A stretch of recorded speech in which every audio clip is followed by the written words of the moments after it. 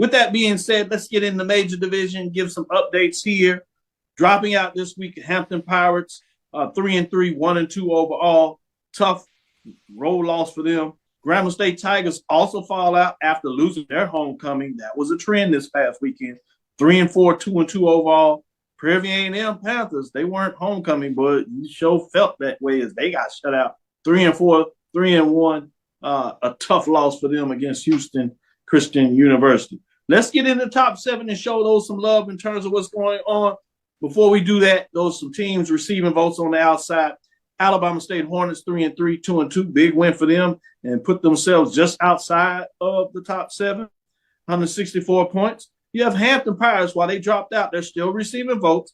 3-3 on the season, 1-2, 154 points.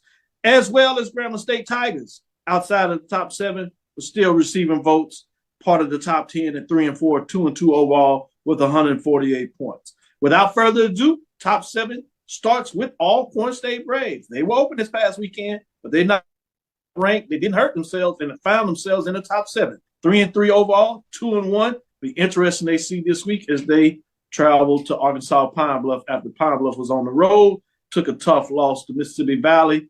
That should be intriguing as we continue with the SWAC race. At number 6, Alabama A&M Bulldogs, 4-3, 2-2. Probably had one of the shocks of the week as they went and get it done against those Grambling State Tigers. Improved to 4-3, 2-2, 184 points. They were not ranked last week, but they jumped in the top 7. We're not finished with the teams jumping in the top 7. We had 3 of them. And the next one is the Southern Jaguars, 3-3, 2-1. They improved to 3-3. They were at home, homecoming. They got it done for their homecoming as they continue to do what they do. Lincoln, California is the HBCU homecoming school of the week, when everybody wants to get right. 187 points. They were not ranked. Let's get into the teams that were ranked previously and see where they move around. We have Jackson State. They only fall one spot. 4-3, 2-2. Previous ranked 395 points. They do lose at home. They do lose at homecoming. But because of all the teams losing behind them, they find a way to stay in the top 7 and only fall a spot. Bring us to number 3, Tennessee State Tigers. Improved to 4-2, 1-1. Big victory at home. Getting it done for homecoming, 215 points. Although Eddie George would like to see a little more from the fans, he got enough for his teams, and they got a win there. They were previously ranked 4. They moved up a spot. Bringing us to the top 2, we all know who this is. The question for many is, who is your top 2? In this case, our number 2 is North Carolina Central Eagles. They were open this past weekend, so they stay at 5-1. They have a big matchup this week just because it's a MEAC conference game. It will be part of our feature games of the week, so we'll talk about that a little later before we close things up. But right now, 6 first-place votes, 245 points, so just outside of the number 1 ranking. And it looks like they're on a collision course with the number 1 ranked team, which was Florida A&M Rattlers, with the losses of Jackson State. In terms of that, it kind of put them really in controlling interest. 3-game essentially lead because they beat Alabama State and Jackson State with 2 losses head-to-head. So it's really 3. Alabama A&M has 2 losses, but they still have them ahead. So they're in a solid position. So the countdown starts, but they're at number 1. The Rattlers, as they were open, they traveled to Texas Southern, which should be interesting. We'll talk about that on Thursday, as that is a featured game of the week. They're 4-0 in conference play, 6 first-place votes. They remain at number 1 in week number 7 with 246 points. I'm going to start with you, Charles. What are your thoughts in terms of the top 7 rankings? Can't argue with it whatsoever. I think this is very accurate of the absolute amount of parity that you see on the with regards to the major level. And now we're going to separate out some things over the next few weeks, especially now that we get into this one and done playoff atmosphere in the MEAC. One of the things I kind of take a look at, especially with the SWAC, and this is why I say this is kind of a beware weekend.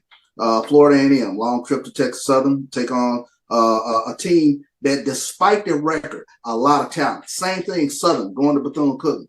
Despite Bethune-Cookman's record, quite a bit of talent. And the margin of error is so thin within the SWAC that we saw this past weekend, you can't have a game like Jackson State had, where they had 3 turnovers.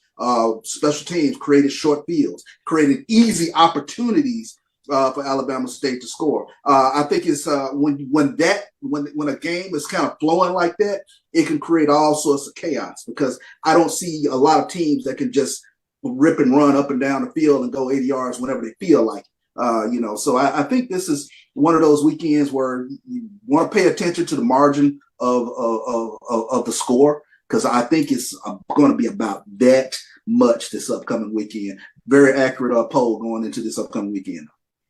Thank you, Charles. And great points you make in terms of the competitiveness of these games season. And I expect, as you said, that it will continue. So we'll be interested to see as things go down the stretch, who can find a way to win those close games. With that being said, Jamie, what are your thoughts in terms of the top 7 of the major division? You did so well on the mid-major. We'll see if you can double down and do it again, or you might have different thoughts this time around. I think the poll is almost spot on.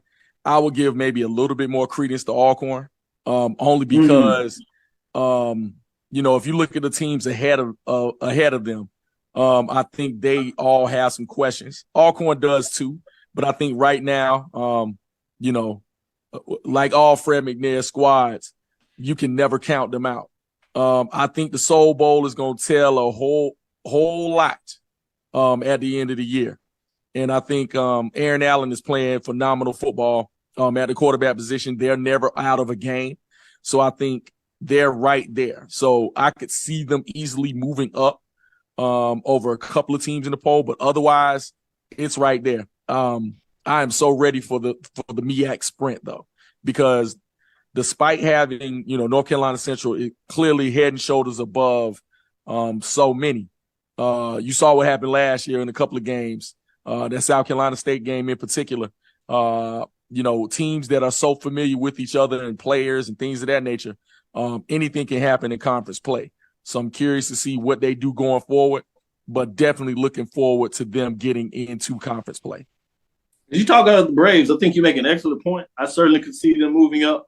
I'll tell you this, they have a chance to certainly make their statement. 3 of their last 5 games, if you would, are against the Western Division, and they have a chance to certainly make a statement there. 2 of those games are pretty big games. You have Southern coming to town, and then they go on the road to Houston, to Texas Southern University. But in the mix, they have the rival with Mississippi Valley. So that's going to be fascinating when you talk about that. But you talking about Valley, they got their rivals back-to-back. Jackson State this week at home, and then they travel to Alcorn next week. And then, obviously, you're talking about the Mississippi rivals and Mississippi schools. Speaking of all, they close it again with Jackson State. Boy, that could be for a lot of marbles. Jackson State may not be able to find themselves hosting a championship game, but they would like no other thing to make sure that Alcorn not only doesn't host one, that they don't even get to go. Y'all sit right here on the couch with us. Right here on the couch with us. I can see them now. So to be fascinating, see what goes on, and you see Charles got a little chuckle, so he knows exactly what I'm referencing. That's why I've learned so much from him. With